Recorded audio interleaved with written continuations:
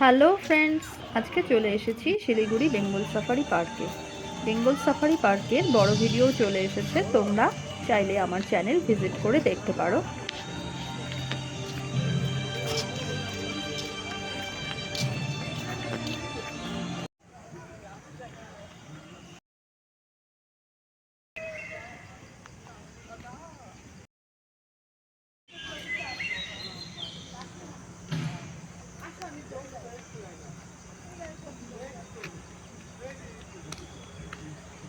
Bengal safari পার্কের ভেতরে এই টয় ট্রেনটি করে পুরো পার্ক ঘুরিয়ে দেখানোর ব্যবস্থা রয়েছে। এছাড়া টাইগার সাফারির জন্য আলাদা বাসের ব্যবস্থাও রয়েছে।